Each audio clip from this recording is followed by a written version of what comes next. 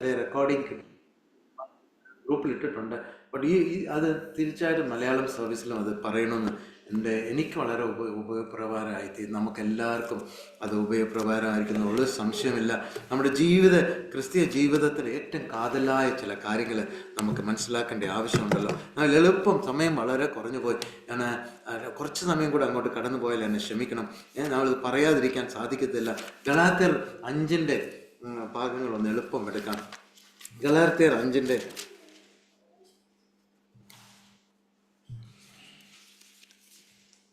16 തൊട്ട് 26 വരെ ആരെങ്കിലും വായിക്കാമോ?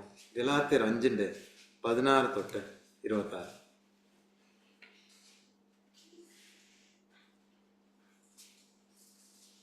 കിട്ടിയവർക്ക് വായിക്കാം മലയാളത്തിൽ. എന്നാൽ നിങ്ങൾ ജഡത്തിന്റെ മോഹം നിവർത്തിക്കുകയില്ല എന്ന് ഞാൻ പറയുന്നു. ജഡാഭിലാഷം ആത്മാവിനും ആത്മാഭിലാഷം ജഡത്തിനും വിരോധമായിരിക്കുന്നു. നിങ്ങൾ ഇച്ഛിക്കുന്നത് ചെയ്യാതെ അതിൽ അവ തമ്മിൽ വിരോധമില്ലമല്ലോ. ആത്മാവിനെ അനുസരിച്ച് നടക്കുന്നുവെങ്കിൽ നിങ്ങൾ ന്യായപ്രമാണത്തിൽ കീഴുള്ളവരല്ല. ജഡത്തിന്റെ പ്രവൃത്തിയുള്ള ദുർഗതകൾ, അശുദ്ധി, ദുഷ്കാമം, വിഗ്രഹാരാധന, ആഭിചാരം, പക, പിണക്കം, ജാരശങ്ക, ക്രോധം, ശാഠ്യം, ദ്വന്ദ്വപക്ഷം, ഭിന്നത, അസൂയ, മദ്യപാനം, ദുർബുദ്ധ മുതലായവ എന്ന് വെളിവാകുന്നു. ഈ വക പ്രവർത്തിക്കുന്നോ ദൈവരാജ്യം അവകാശമാക്കുകയില്ല എന്ന് ഞാൻ മുമ്പേ പറഞ്ഞതുപോലെ ഇപ്പോഴും നിങ്ങളോട് മുൻകൂട്ടി പറയുന്നു. ആത്മാവിന്റെ ഫലമോ സ്നേഹം, സന്തോഷം, സമാധാനം, ദീർഘക്ഷമ, ദയ, പരോപകാരം, വിശ്വസ്തത, സൗമ്യത, വിദ്വേജയം. ഈ വകയ്ക്ക് വിരോധമായി ഒരു ന്യായപ്രമാണവും ഇല്ല. ക്രിസ്തയേശുവുള്ളവർ ജഡത്തെ അതിന്റെ രാഗമോഹങ്ങളോടുകൂടി പ്രവർത്തിക്കുന്നു. ആത്മാവിനാൽ നാം ജീവിക്കുന്നു എങ്കിൽ ആത്മാവിനെ അനുസരിച്ച് നടക്കുകയും ചെയ്യുക. നാം അന്യോന്യം പോരിനെ വിളിച്ചും അന്യോന്യം അസൂയപ്പെട്ടും കൊണ്ട് വൃദ്ധാഭിമാനികൾ ആകരുത്. 25-ാം വാക്യത്തിൽ ഇങ്ങനെ പറയുന്നു: ആത്മാവിനാൽ നാം ജീവിക്കുന്നു എങ്കിൽ ആത്മാവിനെ അനുസരിച്ച് നടക്കുകയും ചെയ്യുക. നമ്മളൊക്കെയും രക്ഷിക്കപ്പെട്ടപ്പോൾ കർത്താവിൻ്റെ മക്കളായിത്തീരുന്നു. ആത്മാവിൽ മുദ്രയിടപ്പെട്ടു. നമ്മൾ ആത്മാവിൽ ജീവിക്കാൻ നമ്മുടെ ജീവിതയാത്ര തുടങ്ങി. വളരെ അനുഗ്രഹിക്കപ്പെട്ട ഒരു സമയമാണ് നമുക്ക് ലഭിച്ചത്.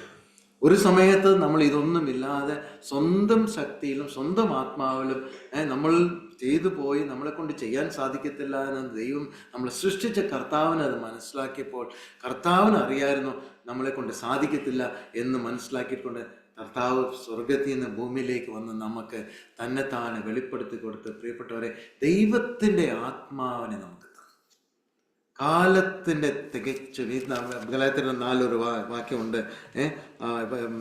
8 വാക്യം 8 വരുന്നു. 4:4. So when the fullness of time came, God sent forth his son.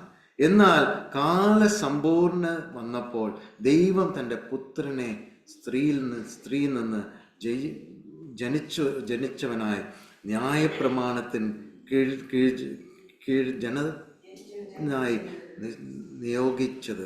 അപ്പൊ 6-ാം വാക്യം, നിങ്ങൾ മക്കൾ ആയിക്കൊണ്ട് അപ്പാ പിതാവേ എന്ന് വിളിക്കുന്ന സുബോധത്തിന്റെ ആത്മാവിനെ, സുപുത്രന്റെ ആത്മാവിനെ ദൈവം നമ്മുടെ ഹൃദയങ്ങളിൽ അയച്ചു. അപ്പാ പിതാവേ എന്ന് വിളിച്ചപേക്ഷിക്കാനുള്ളൊരു ആത്മാവ്. ഇതുവരെ ദൈവത്തെ ആർക്ക് അപ്പാ എന്ന് വിളിക്കാൻ സാധിക്കും?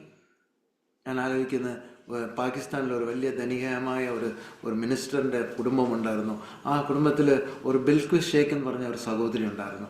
ആ സഹോദരിയെ കർത്താവ്, മുസ്ലിം കുടുംബത്തിൽ ഉണ്ടായിരുന്ന സഹോദരി കർത്താവിനെ അറിയാനും ഈ ബൈബിളൊന്നും വായിക്കാത്ത പ്രിയപ്പെട്ടവരാണ്. അവർക്ക് വെളിപ്പെടുത്തിയപ്പോൾ, അവർക്ക് ദൈവം തന്നെത്താനെ വെളിപ്പെടുത്തിയപ്പോൾ, ഈ കർത്താവിനെ കുറിച്ച് മനസ്സിലാക്കാൻ തുടങ്ങിയപ്പോൾ അവര് ഈ ദൈവത്തെ അപ്പാ എന്ന് വിളിക്കുന്നത് എങ്ങനെ സംഭവിക്കും അവർക്കത് കേട്ടിട്ട് കൂടെയല്ല. അവർ ദൈവമേ എന്ന് പറഞ്ഞാൽ പേടിക്കുന്ന, വിറച്ചു നിൽക്കുന്ന ഒരു സാഹചര്യത്തിൽ നിന്ന് അപ്പാ എന്ന് വിളിക്കാൻ. അപ്പം ആ ബുക്കിന്റെ പേര് I dare to call him father എന്ന ബുക്കിന്റെ ടൈറ്റിൽ. ഞാൻ ദൈവത്തെ അപ്പാ എന്ന് വിളിക്കാൻ ഞാൻ പേടിച്ചു. അത് ഞാൻ പണ്ട് പേടിച്ചിരുന്നു.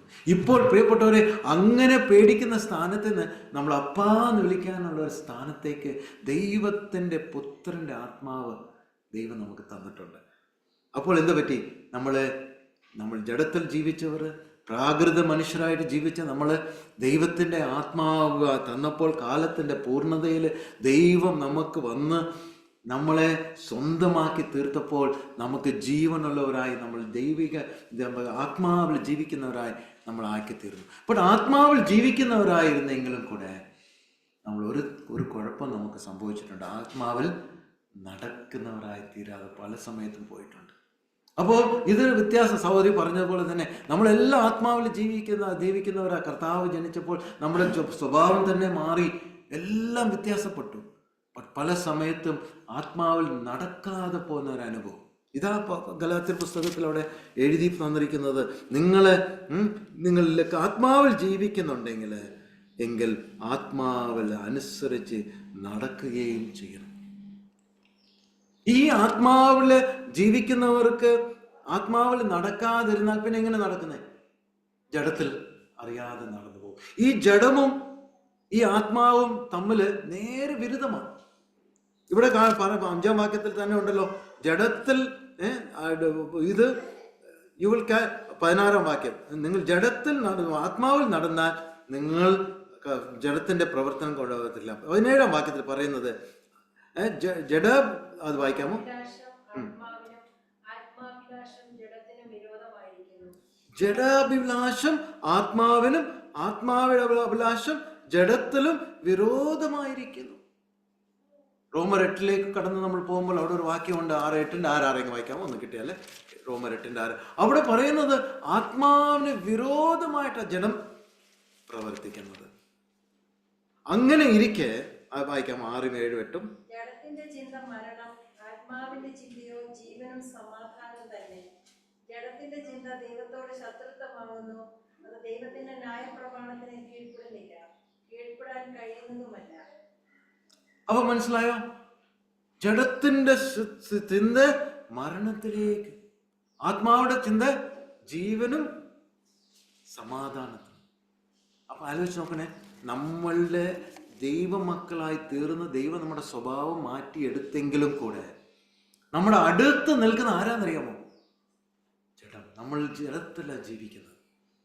നമ്മൾ ജഡത്തിൽ ജീവിക്കുന്നവര് ആത്മാവിൽ ജീവിച്ചില്ലെങ്കിൽ എന്ത് സംഭവിക്കും? ആത്മാവിന് എതിരായിട്ടുള്ള ജഡത്തിൽ ജീവിച്ച് നമ്മൾ ഏതെങ്കിലും സമയത്ത് ജഡത്തിൽ ജീവിക്കാൻ തുടങ്ങിയാൽ ആത്മാവിന് എതിരായിട്ട് ഇത് പ്രവർത്തിക്കുന്നവരായി തീരും. ദൈവമക്കൾ തന്നെ ആ ദൈവം പറയുന്നതിന് നേരെ എതിരായിട്ട് പ്രവർത്തിക്കുന്നതായി തീരും. അപ്പൊ എത്ര ശ്രദ്ധിക്കേണ്ട ആവശ്യമുണ്ട്. പൗലോസ് അപ്പോസ്തലൻ എഫേസ്യർ 5:18 ഒരു വാക്യം പറയുന്നത്, നിങ്ങൾ ആത്മാവിൽ നിറഞ്ഞവരായി ജീവിക്കുകയും. അപ്പൊ ആത്മാവിൽ നിറഞ്ഞവരായി ജീവിച്ചില്ലെങ്കിൽ നമുക്ക് എന്ത് സംഭവിക്കും? നമുക്ക് ഈ ജഡത്തിന്റെ സ്വഭാവം വന്ന് നമുക്ക് പല കാര്യങ്ങളും ദൈവത്തിന് വിരോധമായിട്ട് പ്രവർത്തിക്കുന്നവരായി മാറിത്തീരും. അപ്പൊ എന്തൊരു ഡേഞ്ചറാ പ്രിയപ്പെട്ടവര്. അപ്പൊ ആത്മാവിലല്ലേ നിറഞ്ഞവരായിട്ടല്ല ജീവിക്കേണ്ടത്. അവിടെ വീണ്ടും നമ്മൾ താഴോട്ട് നമ്മളെ കാണുമ്പോൾ അവിടെ ആ ഭാഗത്ത് തന്നെ എങ്ങനെ ആത്മാവിൽ ജീവിക്കുന്നത് അവിടെ എടുത്തു വരെ ഒരു ചൂടിന്റെ അവിടെ നമുക്കൊരു പോയിന്റ് അവിടെ പറയുന്നത്, നിങ്ങൾ അത് 5:18 വായിക്കുമ്പോൾ ആത്മാവിൽ നിറഞ്ഞവരായി ജീവിപ്പിന്ന് പറഞ്ഞിട്ട് അതിന്റെ തുടർച്ചയായിട്ട് സങ്കീർത്തനങ്ങളാലും സ്തുതികളാലും പ്രാർത്ഥനയാലും നിങ്ങൾ അന്യോന്യം പറയുകയും സ്തുതിക്കുകയും നിങ്ങൾ പറയും എന്ന് പറഞ്ഞിട്ട് ഇതേ അർത്ഥത്തില് കൊലോസ്യറിന്റെ 3:16 പറയുന്നത്, അവിടെ ആത്മാവിൽ നിറഞ്ഞിരിക്കുന്നതായിട്ടുള്ളതിന് പകരം അവിടെ എടുത്തു പറയുന്നത്, നിങ്ങൾ ദൈവവചനം നിങ്ങളെ ഐശ്വര്യമായിട്ട് വസിക്കട്ടെ.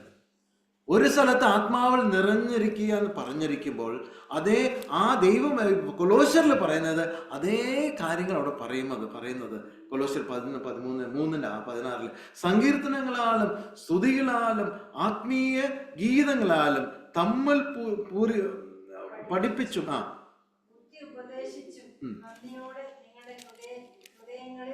ദൈവത്തിന് പാടിയും ക്രിസ്തുവിന്റെ വചനം ഐശ്വര്യമായി ക്രിസ്തുവിന്റെ വചനം ഐശ്വര്യമായി സകല ജ്ഞാനത്തോടെ. ഈ ആശയം തന്നെ എഫേസ്യരിലേക്ക് ഒന്ന് കടക്കാം. എഫേസ്യറിന്റെ 5:16-18 കാഴ്ചല്ലോ, 18, 19, 20 അതൊന്ന് വായിക്കാം സിസ്റ്റർ.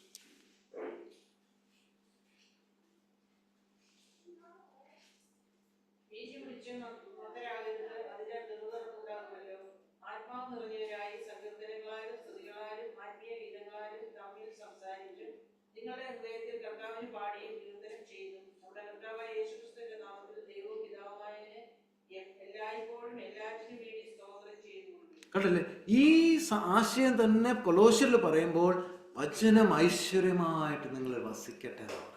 ഇവിടെ പറയുന്നത് ആത്മാവിൽ നിറഞ്ഞവരായി സങ്കീർത്തനങ്ങളാലും സ്തുതികളാലും 19-ാം വാക്യത്തിൽ കാണുന്നു.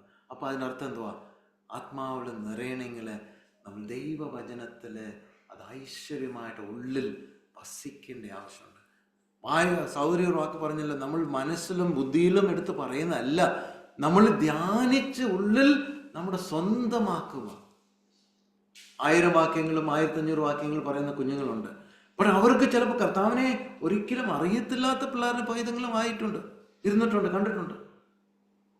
അവർ യഥാർത്ഥമായിട്ട് 2-10 വാക്യങ്ങൾ അറിഞ്ഞാലും ആ വാക്യങ്ങൾ ഉള്ളിൽ ഗ്രഹിച്ച് ഉള്ളിൽ ഉൾക്കൊണ്ട് ജീവിച്ചു പോകുമ്പോഴാണ് ഓരോ ദിവസം നമ്മൾ തോമസ് എടുത്ത വചനം നമ്മൾ അറിയാമല്ലോ, വചനത്തെ ധ്യാനിച്ച് നമ്മളുടെ ഉള്ളിൽ സ്വന്തമാക്കി ജീവിക്കുന്ന ഒരു ജീവിത ശൈലി. കർത്താവിനോട് എന്നേക്കും എന്നും നമ്മൾ കർത്താവിനോട് വചനം കേട്ട് നമ്മൾ ഉൾക്കൊണ്ട് നമ്മൾ ജീവിക്കുന്ന ഒരു ആത്മീയ ശക്തി. സങ്കീർത്തനം 1 പറയുന്നല്ലോ, രാവും പകലും അങ്ങയുടെ വചനം ധ്യാനിക്കുന്നവൻ ഭാഗ്യവാൻ അല്ലേ. അവൻ എങ്ങനെ ആറ്ററിയത്ത് നട്ടുപിടിപ്പിച്ചിരിക്കുന്ന വൃക്ഷം പോലെ അവൻ ചെയ്യുന്നതൊക്കെ ഫലിക്കും എന്ന് പറയുന്നതിന്റെ അർത്ഥം എന്തുവാ? അവന് ആ ദൈവത്തിന്റെ വചനത്തില് അവൻ നിന്ന് ദൈവത്തിന്റെ വചനം രാവും പകൽ എന്ന് പറഞ്ഞാൽ കാലത്ത് വേഗത്തിൽ വായിച്ചു കഴിഞ്ഞിട്ട് പിന്നെ മറന്നു കഴിഞ്ഞിട്ട് അടുത്ത ദിവസം കാലത്ത് എടുക്കുക അല്ല ദൈവവചനം വായിക്കേണ്ടത്. ദൈവവചനം ധ്യാനത്തെ കുറിച്ച് രാവിലെ വായിച്ചപ്പോൾ അത് വായിച്ച് ധ്യാനിച്ച് നമ്മുടെ ഉള്ളിൽ അത് ഉൾക്കൊണ്ട് ആ ദിവസം മുഴുവനും അതിനെക്കുറിച്ച് ചിന്തിക്കുകയും ധ്യാനിക്കുകയും അഴവർക്കുകയും ചെയ്ത് പോകുന്ന അനുഭവം, നമ്മൾ സ്വന്തമാക്കുന്ന അനുഭവം. ധ്യാനിക്കുന്ന സമയം 10 വാക്യങ്ങൾ വായിച്ചാലും അത് 10 പ്രാവശ്യം വായിച്ച് സ്വന്തമാക്കുന്നത് 100 വാക്യങ്ങൾ വായിച്ചിട്ട് അത് ഒന്നുമേ ഇല്ലാതെ പോകുന്നതിനകത്ത് അർത്ഥമില്ല. പ്രിയപ്പെട്ടവരെ, നമ്മൾ കഴിക്കുന്നത് നമുക്ക് ദഹിച്ച് ഉള്ളിൽ നമുക്ക് രുചിച്ചറിഞ്ഞ് കഴിക്കുമ്പോൾ അത് ശരീരത്തിൽ എങ്ങനെ നമ്മൾ പുഷ്ടിപ്പെടുത്തുന്ന പോലെ തന്നെ പ്രിയപ്പെട്ടവരെ, ഇത് നമ്മൾ ഈ ദൈവവചനം വായിക്കുമ്പോൾ ശ്രദ്ധിച്ച് വായിച്ച് ധ്യാനിച്ച് നമ്മൾ അതിൻ്റെ അർത്ഥത്തിലേക്ക് അതിൻ്റെ ഉള്ളിൽ ആ ദിവസം മുഴുവനും കൂടെ ധ്യാനിക്കുമ്പോൾ ഇത്ര അനുഗ്രഹിക്കപ്പെട്ട നിലയിൽ ഇത് ആത്മാവിടെ നിറവിൽ ജീവിക്കുന്ന ജീവിതം എന്ന് പറയും. ഈ ആത്മാവിടെ നിറവിൽ ജീവിക്കാതിരുന്നാൽ നമുക്ക് ജഡത്തിൽ മാറി തീരാനുള്ള സാധ്യത. അപ്പോൾ ഒരു ദൈവവിശ്വാസി, നമ്മൾ ആ ദൈവമക്കളായിരുന്നെങ്കിൽ കൂടെ നമ്മൾ എപ്പോഴും ശ്രദ്ധിക്കേണ്ട ഒരു ആവശ്യമുണ്ട്. ജഡം നമ്മളിൽ ഇരിക്കുന്നവരെ പാവത്തിൻ്റെ ഒരു സ്വഭാവമോ പാവത്തിൻ്റെ ഒരു പ്രേരണ എപ്പോഴും നമ്മുടെ ചുറ്റിലും ഉണ്ട്. പ്രിയപ്പെട്ടവരെ, ശ്രദ്ധിച്ചില്ലെങ്കിൽ നേരെ തിരിച്ചു ചെയ്യുന്നവരായി മാറിത്തീരും. ഞാൻ ഓർക്കാവുന്ന അപ്പോസ്തല പ്രവർത്തികൾ 11:24 ഒരു വാക്യമുണ്ട്. ബർന്നബാസ് ആത്മാവ് നിറവുള്ള ഒരു മനുഷ്യനായിട്ട് അവിടെ കണ്ടിരിക്കുന്നത് വായിക്കുമ്പോൾ ആ ഒരു മനുഷ്യനെ കുറിച്ച് പറയുന്ന ആത്മാവിൽ നിറവുള്ള ഒരു മനുഷ്യൻ. ഈ ബർന്നബാസും പൗലോസും ഒരു ഒരു മിഷണറി യാത്ര പോയിട്ട് ആദ്യത്തെ യാത്ര നല്ല രീതിയിൽ സഭ അവരെ അനുഗ്രഹിച്ച് പ്രാർത്ഥിച്ചു വിട്ട് രണ്ടാമത്തെ യാത്രയെക്കുറിച്ച് ചിന്തിക്കാൻ സമയപ്പോൾ ബർന്നബാസിനോട് പൗലോസ് പറഞ്ഞ് നമ്മളൊന്ന് പോകാം എന്ന് ചിന്തിച്ചപ്പോൾ ബർന്നബാസ് പറഞ്ഞ് ഞാൻ മർക്കോസിനെയും കൂടെ കൊണ്ടുപോകാം. ആ മർക്കോസിനെ കൊണ്ടുപോകാന്ന് പറഞ്ഞപ്പോൾ പൗലോസ് പറഞ്ഞ് മർക്കോസിനെ കൊണ്ടുപോകണ്ട, എന്താ അവൻ ആദ്യത്തെ യാത്രയിൽ പകുതി വഴിക്ക് വിട്ടിട്ട് പോയ ആളാണ്, അതുകൊണ്ട് ഇപ്പൊ കൊണ്ടുപോകണ്ടെന്ന് പറഞ്ഞു. അപ്പൊ ബർന്നബാസിന് നിർബന്ധമായിരുന്നു മർക്കോസിനെയും കൊണ്ടുപോകണം. അവിടെ എന്ത് പറ്റി? ബർന്നബാസ് എപ്പോഴും എൻകറേജ് ചെയ്യുന്ന ഒരു വ്യക്തിയായിരുന്നു. അവന്റെ ഒരു രക്തബന്ധം കൂടെ ഉണ്ടായിരുന്നു എന്ന് നമുക്ക് ചിന്തിക്കാം. ബട്ട് അവനൊരു മനുഷ്യരെ എൻകറേജ്, ഈവൻ സൗളിനെ തന്നെ ആ ദൈവമക്കളോട് ഇൻട്രൊഡ്യൂസ് ചെയ്യാൻ കൊണ്ടുപോയി ഈ ബർന്നബാസാ. സൗളായിരുന്ന പൗലോ ആയപ്പിന്നെ ബർന്നബാസ മറ്റേ വിശ്വാസികളുടെ അടുത്ത് കൊണ്ടുപോയി ഈ പൗലിനെ തന്നെ ഇൻട്രൊഡ്യൂസ് ചെയ്ത വ്യക്തി. ബട്ട് ഈ മർക്കോസിനെ കൊണ്ടുപോകാന്ന് പറഞ്ഞപ്പോൾ അവിടെ രണ്ടുപേർക്കും അഭിപ്രായ വ്യത്യാസം. ദൈവമക്കളുടെ ഇടയിൽ അഭിപ്രായ വ്യത്യാസം വരുമോ? വരാൻ സാധ്യതയുണ്ട്. ജഡത്തിലായിരിക്കുമ്പോൾ നമുക്ക് അഭിപ്രായങ്ങൾ വ്യത്യാസം. ആത്മാവിലായിരുന്നാൽ ചിലപ്പോൾ ആത്മാവിലാകുമ്പോൾ നമ്മൾ കുറേ അഭിപ്രായമേ കാണുള്ളൂ. അപ്പോൾ നമുക്ക് അഭിപ്രായ വ്യത്യാസം വരാൻ സാധ്യതയുണ്ട്. അവിടെ എന്ത് പറ്റി? ബർന്നബാസ് അതിന് പിടിവാശിയായിട്ട് അവിടെ നിന്നു. പൗലോസ് പറഞ്ഞു അത് വേണ്ട, പറ്റത്തില്ല, ഇപ്പം വേണ്ട, പിന്നെ നമ്മൾ നോക്കാം. അവിടെ പിന്നെ എന്ത് ബർന്നബാസിനെ കുറിച്ച് പിന്നെ നമ്മൾ ഒരു വിവരം കേൾക്കുന്നില്ല. ബട്ട് പൗലോസിലെ യാത്രകൾ 2, 3 യാത്രകളും പിന്നെ ലേഖനങ്ങളും ഒക്കെ നമ്മൾ കണ്ടു. അപ്പൊ ദൈവമക്കൾക്ക് തെറ്റ് സംഭവിക്കാമോ? നല്ല ആത്മാவோட നിറവിലുള്ളവരെന്ന് പറയുന്ന വ്യക്തി ഇടയിൽ ജഡത്തിൽ സംഭവിക്കാമോ? ദൈവത്തിന് നേരെ തിരിച്ചും കൂടെ ചെയ്യാം. ദൈവത്തിന് ഹിതമില്ലാത്ത ചില കാര്യങ്ങൾ ചെയ്തു പോവാം. ബട്ട് ദൈവം കരുണയിൽ ആ ഒരു സംഭവങ്ങളിൽ കൂടെ തന്നെ ദൈവം തൻ്റെ മക്കളെ കൈവിടാത്തതുകൊണ്ട് അവരെയും കൊണ്ട് ചില കാര്യങ്ങളെല്ലാം ചെയ്യിപ്പിക്കാം. ബട്ട് ദൈവത്തിൻ്റെ വലിയ പദ്ധതി അവിടെ പരാജയപ്പെടുന്ന ഒരു സംഭവം അവിടെ കാണുന്നു. ഈ ബർന്നബാസ് എത്ര നല്ല മനുഷ്യനായിരുന്നു, പിന്നെ കാണുന്നില്ല. പ്രിയപ്പെട്ടവർ, പിന്നെ പല ശുശ്രൂഷകൾ ചെയ്തു പോയി കാണും. ബട്ട് ദൈവം ആഗ്രഹിച്ച നിലയിൽ സംഭവിച്ചിട്ടില്ല. യേശു കർത്താവിൻ്റെ ഉദാഹരണം തന്നെ എടുത്താൽ എന്തുവാ? യേശു കർത്താവ് യോഹന്നാൻ 5:19-30 വാക്യങ്ങളെല്ലാം പറയുന്നത് യേശു കർത്താവ് എന്താ പറഞ്ഞ്? പിതാവ് എനിക്ക് പറഞ്ഞു കൊടുക്കാത്ത, പിതാവ് എനിക്ക് കാണിച്ചു കൊടുക്കാത്ത ഒരു കാര്യം ഞാൻ ചെയ്യത്തില്ല, എന്നെ കൊണ്ട് ചെയ്യാൻ സാധിക്കത്തില്ല എന്ന കർത്താവ് തന്നെ പറഞ്ഞു. അല്ലോ നോക്കിന് ദൈവത്തിൻ്റെ പുത്രൻ പറയുക എന്നെ കൊണ്ട് സാധിക്കത്തില്ല. ആ ഭാഗം ഒന്ന് എടുക്കാൻ. യോഹന്നാൻ 5:19 വളരെ കർത്താവ് തന്നെ തൻ്റെ ജീവിതത്തിൽ പറയേണ്ട വന്നെങ്കിൽ പ്രിയപ്പെട്ടവർ, നമ്മൾ എത്ര അധികം ദൈവത്തിൻ്റെ ആശ്രയത്തിൽ. 5:19 ആകയാൽ യേശു അവനോട്, യോഹന്നാൻ 5:19 ആകയാൽ യേശു അവരോട് ഉത്തരം പറഞ്ഞത്, ആമേൻ ആമേൻ ഞാൻ നിങ്ങളോട് പറയുന്നു, പിതാവ് ചെയ്തത് കാണുന്നത് അല്ലാതെ പുത്രന് സ്വതവേ ഒന്നും ചെയ്യുവാൻ കഴിയുകയില്ല. അവൻ ചെയ്യുന്നത് എല്ലാം പുത്രനും അവണ്ണം തന്നെ ചെയ്യുന്നു. പുത്രൻ അവണ്ണം ചെയ്യുന്നു. പിതാവ് ചെയ്യുന്നതൊക്കെ കാണാതെ, പിതാവ് ചെയ്തത് കാണുന്നത് അല്ലാതെ പുത്രൻ സ്വതവേ ഒന്നും ചെയ്യുന്നു. നമ്മൾ പല സമയത്ത് നമ്മളെന്തോ പറയുന്നു, കർത്താവെ സഹായിക്കണേ എന്ന് പറഞ്ഞിട്ട് നമ്മൾ പ്രാർത്ഥിച്ചിട്ട് ബാക്കിയെല്ലാം നമ്മുടെ സ്വന്തം ശക്തിയിലാണ് ചെയ്യാൻ നോക്കുന്നത്. നമ്മുടെ പല സമയത്ത് നമ്മുടെ നിരാശകൾ വരുന്നത് എന്താ കാരണം? പല സമയത്തും നമ്മുടെ സ്വന്തം ശക്തിയിലാണ് ചെയ്യാൻ മുതിരുന്നത്. പ്രിയപ്പെട്ടവരെ, കർത്താവിനെ ഏൽപ്പിച്ച് നമ്മുടെ ജോലിയെ കർത്താവിനെ ഏൽപ്പിക്കുക, നമ്മുടെ സമയങ്ങളെ കർത്താവിനെ ഏൽപ്പിക്കുക. നമ്മുടെ എല്ലാ ശുശ്രൂഷകളും പൂർണ്ണമായിട്ട് ആത്മാവിൽ ജീവിക്കുന്നവർക്ക് ജഡത്തിലുള്ള ആശ്രയമില്ല. പൗലോസ് പറയുന്നത് എന്തുവാ? ഞാൻ എന്നെ പഠിച്ചതൊക്കെയും ചപ്പും ചവറും. ഞാൻ എപ്പോൾ ബലഹീനനായിരിക്കുന്ന അവൻ്റെ കർത്താവ് പറഞ്ഞു, ഞാൻ 3 പ്രാവശ്യം പ്രാർത്ഥിച്ചപ്പോൾ കർത്താവ് എൻ്റെ കൃപ നിനക്ക് മതി, എൻ്റെ ശക്തി നിന്റെ ബലഹീനതയിൽ തികഞ്ഞു വരുന്നു. 2 കൊരിന്ത്യർ 12:9. പ്രിയപ്പെട്ടവരെ, നമ്മുടെ ശക്തിയിലല്ല നമ്മൾ ജീവിക്കേണ്ടത്. നമ്മുടെ ശക്തിയിലല്ല നമ്മൾ ഓരോ കാര്യം ചെയ്യാൻ. അത് ചെയ്യാൻ പോകുമ്പോഴാണ് ദൈവമക്കൾ പരാജയപ്പെടുന്നത്. അത് ചെയ്യാൻ കൊണ്ട് സ്വന്തം ആലോചന അനുസരിച്ച് ഓരോ തീരുമാനങ്ങൾ, മിനിസ്ട്രി ക്യാമ്പയിൻസ്, പ്രാർത്ഥന യോഗങ്ങൾ, ഇതൊക്കെ ജഡത്തിലെടുക്കുന്ന തീരുമാനങ്ങളായാൽ എന്തുവാകും? അനുഗ്രഹം കാണുമോ?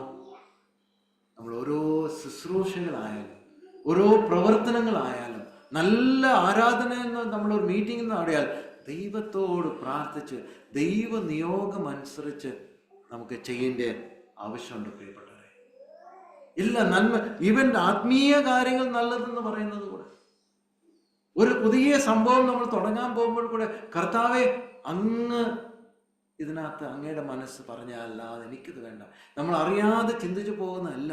കർത്താവെ, ഇത് അങ്ങയുടെ ഹിതം ഈ കാര്യത്തിൽ ഉണ്ടെങ്കിൽ മാത്രം, ദൈവം പ്രേരിപ്പിക്കുന്നത് മാത്രം നമ്മൾ ചെയ്ത് ദൈവത്തിൻ്റെ ഹിതത്തിൽ അന്ന് ഓരോ ദിവസം നമ്മൾ ജീവിക്കുമ്പോൾ തന്നെ ആ ദൈവം നമ്മളെ നയിക്കുന്നത്. അപ്പോൾ എന്നാ ചെയ്യണം? നമ്മൾ ദൈവത്തിൻ്റെ വചനം ഐശ്വര്യമായിട്ട് നമ്മൾ ജീവിക്കുകയും നമ്മൾ അകത്തിലിരിക്കുകയും ദൈവത്തിലുള്ള പൂർണ്ണ ആശ്രയത്തിൽ എല്ലാ സമയത്തും നമ്മൾ ജഡത്തിൽ ഒന്നും ചിന്തിച്ചു പോകാതിരിക്കാൻ വേണ്ടി വളരെ ദൈവത്തെ ആശ്രയിച്ച് ജീവിക്കേണ്ട ആവശ്യമുണ്ട് പ്രിയപ്പെട്ടവരെ. അല്ലെങ്കിൽ എന്ത് ചെയ്യും? നമ്മൾ എടുക്കുന്ന തീരുമാനങ്ങളെല്ലാം ജഡത്തിന്, ദൈവത്തിൻ്റെ ആത്മാവിന് വിരോധമായിട്ടാണ് പറയുന്നത്, വിരോധമായിട്ട്. അപ്പോൾ എന്തൊരു ഡേഞ്ചറാണ്, നേരെ ഓപ്പോസിറ്റാണ്. അപ്പോൾ ഇങ്ങനെ ഒരു ഡേഞ്ചർ അടുത്തിരിക്കുമ്പോൾ നമ്മൾ എത്ര അധികം കർത്താവിലെ യേശു കർത്താവ് തന്നെ അങ്ങനെ പറയേണ്ട ആവശ്യമുണ്ടെങ്കിൽ, ദൈവമക്കളെ നമ്മൾ എത്ര അധികം ദൈവത്തെ ആശ്രയിച്ച് കർത്താവ് എന്നെ കൊണ്ട് ചെയ്യാൻ സാധിക്കത്തില്ല, അങ്ങനെ ചെയ്യണം, അങ്ങ് ചെയ്താൽ മാത്രമേ എനിക്ക് എന്തെങ്കിലും ചെയ്യാൻ സാധിക്കുകയുള്ളൂ എന്നുള്ളൊരു പ്രാർത്ഥനയിൽ അനുദിനം നമ്മൾ ജീവിക്കുകയും ദൈവവചന ധ്യാനത്തിൽ മുന്നോട്ട് പോകണം. പ്രിയപ്പെട്ടവരെ, നമ്മളെ കൊണ്ട് സാധിക്കത്തില്ല. അതുകൊണ്ട് ആ ജഡത്തിന്റെ പ്രവർത്തനത്തിന് എന്തെല്ലാം അസൂയയും ചണ്ടയും, അവിടെ ഒരു വലിയ ലിസ്റ്റ് കണ്ടില്ലേ, ഇതൊക്കെയും ജഡത്തിന്റെ സ്വഭാവ വിശേഷത. അപ്പൊ നമ്മൾ ആത്മാവിന്റെ സ്വഭാവത്തിന്റെ പറഞ്ഞല്ലോ 7 ഫ്ലേവേഴ്സ് ഉള്ള ഒരു ഫലനാണ് അവിടെ കാണിക്കുന്നത്. അവിടെ എന്ത് പറഞ്ഞ സ്നേഹം, സന്തോഷം, സമാധാനം, ഇതാ ആത്മാവിടെ ഫലം. നമുക്കിത് ഉണ്ടോ പ്രിയപ്പെട്ടവരെ? ഈ 9 ഫ്ലേവേഴ്സ് നമ്മൾക്ക് ഈ ഉണ്ടോ എന്ന് നോക്കുമ്പോൾ പലർക്കും പല രീതിയിലും അത് നമുക്ക് എല്ലാവർക്കും കുറവുള്ളവരായി. ദൈവം ഇത് നമ്മൾക്ക് പ്രോമിസ് ചെയ്തിരിക്കുന്ന ആത്മാവിടെ നിറവിൽ നമ്മൾ ജീവിക്കുമ്പോൾ ഇത് നമുക്ക് സംഭവിക്കും, നമ്മൾക്ക് ലഭിക്കും. അനുഗ്രഹിക്കപ്പെട്ട ഒരു ജീവിതം നമുക്ക് നയിക്കാൻ സാധിക്കും എന്നുള്ളൊരു സംശയമില്ല. അതുകൊണ്ട് ദൈവമക്കൾ നമുക്ക് സമയം ഒത്തിരി ഇല്ല പോകാൻ. അത് പൗലോസ് അപ്പോസ്തലൻ പ്രാർത്ഥിക്കുന്ന പോലെ നിങ്ങൾ കർത്താവെ, എഫേസ്യർ 1:18, 19, 20 പറയാം, കർത്താവെ ഇവരുടെ കണ്ണുകളൊന്ന് തുറന്ന് അങ്ങ് ഒരുക്കിയിരിക്കുന്ന മഹത്വത്തിന്റെ പ്രത്യാശയും വിളിയുടെ പ്രത്യാശയും ആ മഹത്വത്തെയും നിങ്ങൾ അവരിൽ വ്യാപരിക്കുന്ന ശക്തിയെ അവരൊന്ന് മനസ്സിലാക്കിയെടുത്ത് ജീവിക്കാൻ അവർക്ക് കണ്ണ് തുറക്കണമേ, ജ്ഞാനം തരണമേ എന്ന് പൗലോസോട് പ്രാർത്ഥിക്കുക. പ്രിയപ്പെട്ടവരെ, ദൈവം നമ്മളൊരു വലിയ ഒരു മഹത്വത്തിലെ ഒരു ജീവിതത്തിലേക്ക് നമ്മൾ വിളിച്ചിരിക്കുന്നത്. നമ്മൾ അങ്ങനെ അനുഗ്രഹിക്കപ്പെട്ട ഒരു ജീവിതം നയിക്കേണ്ട നമ്മളൊരു പരാജയപ്പെട്ട് ജഡത്തിൽ നിന്ന് ദൈവത്തിന്റെ വിരോധമായിട്ട് ചെയ്യുന്നവരായി കൂട്ടിച്ചേർത്താൽ എന്തൊരു പരാജയമായിരിക്കും നമ്മുടെ ജീവിതം.